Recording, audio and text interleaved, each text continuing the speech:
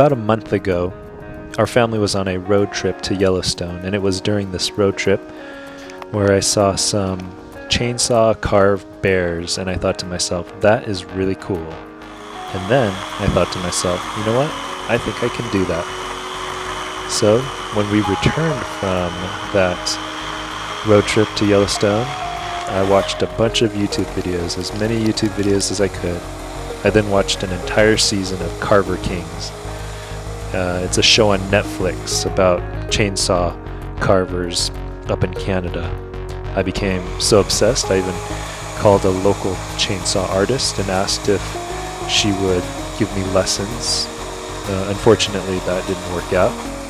I did buy a book that I found online, and I figured between YouTube and the book and this show on Netflix that I could figure it out. So I bought myself a chainsaw, and I chose an electric chainsaw. I got the Makita corded electric chainsaw with a 16-inch bar. I wanted something that I would be able to use around the house if I decided to give up on this hobby. And I wanted something that I would not have to mess around with fuels, mixing fuels, and have to worry about disturbing the neighbors with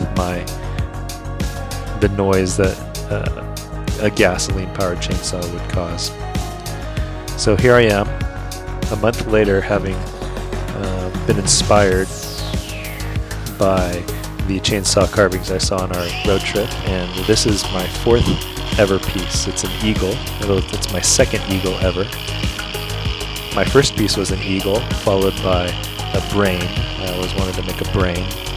Then I made a mushroom, and here I am working on an eagle. I'm a Scoutmaster, and I have 3 boys who recently received their Eagle Scout rank, and so if you don't know, that's the highest rank in scouting, and I figured that it'd be cool if each of them could have a chainsaw carved eagle for their court of honor, which is kind of a time for them to celebrate and be honored for their accomplishment. So this is eagle number 2, using pine wood that I picked up from around the neighborhood. Some people had cut down a tree and they had left the wood out in the front of their yard with a sign that said free, so I took a bunch. And so besides the chainsaw, I used an angle grinder with a chainsaw attachment and a grinding attachment, as well as a sanding flap. Then I used a little Dremel. You can see the Dremel in the background.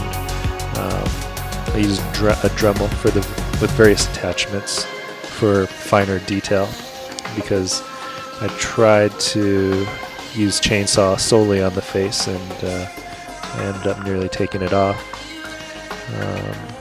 And then I used a torch, obviously. Here I'm using a torch to burn it and add the different coloring to the eagle. The fish was kind of a last-minute thought, an afterthought.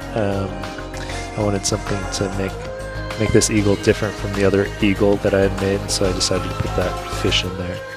But in conclusion, this is my 4th ever piece, my 2nd ever eagle, and I was pretty happy with the result. And I hope the Eagle Scout that gets it will be happy too.